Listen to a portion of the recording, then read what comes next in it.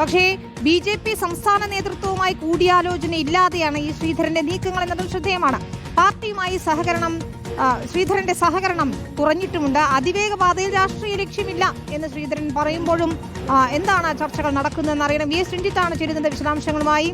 രഞ്ജിത്ത്, പ്രധാനമന്ത്രി നരേന്ദ്രമോദി തിരുവനന്തപുരത്ത് എത്തിയപ്പോൾ അതിവേഗ റെയിൽ പ്രഖ്യാപിക്കുമെന്നാണ് BJP നേതൃത്വം ഉൾപ്പെടെ പ്രതീക്ഷിച്ചിരുന്നത്. ആ രീതിയിലായിരുന്നു വാർത്തകളൊക്കെ വരികയും ചെയ്തത്. പക്ഷേ അന്ന് പ്രഖ്യാപനം ഉണ്ടായില്ല. ബജറ്റ് വരെ കാത്തിരിക്കാം എന്നെല്ലാവരും കരുതി കാണും. പക്ഷേ പെട്ടെന്ന് പിറ്റേ ദിവസം ഒരു വാർത്താ സമ്മേളനം വിളിച്ചുകൊണ്ട് ഈ ശ്രീധരൻ ഈ അതിവേഗ റെയിലിനെ കുറിച്ച്, അത് പദ്ധതിയെക്കുറിച്ച് വിശദമാക്കുകയാണ്.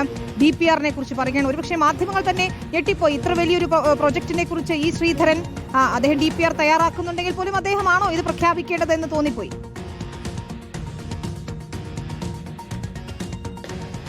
വിനീത, തീർച്ചയായിട്ടും കേന്ദ്ര സർക്കാരിനെ സംബന്ധിച്ച് കേന്ദ്ര സർക്കാർ എല്ലായിടത്തും അതിവേഗ റെയിൽ പദ്ധതി കൊണ്ടുവരണം എന്ന് അവരുടെ ലക്ഷ്യത്തിലുള്ളതാണ്. അതുകൊണ്ട് തന്നെയാണ് കേരളം സിൽവർ ലൈൻ എന്ന് പറയുന്ന ഒരു പ്രൊജക്റ്റുമായി കേന്ദ്രത്തെ സമീപിച്ചത്. പിന്നീട് അത് രാഷ്ട്രീയമായി എതിർപ്പുകൾ വന്നപ്പോൾ അതിൽ നിന്ന് പിന്നോട്ട് പോകേണ്ടി വന്നു എന്നുള്ളതാണ്.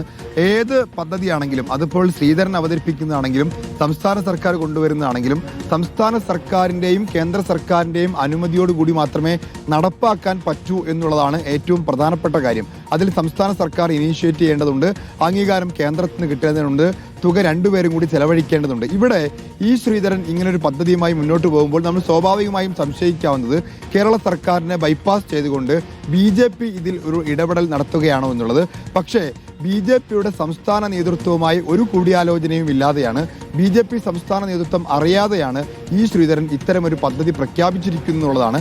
അതിൽ ഒരു രാഷ്ട്രീയമായിട്ടുള്ള ഒരു നേട്ടം BJPക്ക് ഉണ്ടാക്കത്തക്ക രീതിയിലുള്ള ഒരു മൂവ് അല്ലെങ്കിൽ ഒരു നീക്കം ഈ ശ്രീധരന്റെ ഭാഗത്ത് ഉണ്ടായിട്ടില്ല. നമുക്കറിയാം, നേരത്തെ ഈ ശ്രീധരനോടൊപ്പം BJP നേതാക്കൾ പോയി മറ്റൊരു ബദൽ പദ്ധതിയുമായി മുന്നോട്ട് പോയിരുന്നു. ആ ബദൽ പദ്ധതി എവിടെയും എത്തിയില്ല. അങ്ങനെ ഇരിക്കുകയാണ് പെട്ടെന്ന് ഒരു അതിവേഗ റെയിലിന്റെ പ്ലാനുമായി ഈ ശ്രീധരൻ വരുന്നത്. അത് സ്വാഭാവികമായിട്ടും BJPക്ക് രാഷ്ട്രീയ ഗുണം ചെയ്യില്ല എന്നുള്ളത്, BJPയുമായി സഹകരിച്ച് അദ്ദേഹം ഈ പദ്ധതി പ്രഖ്യാപിച്ചില്ല എന്നതുകൊണ്ടാണ്.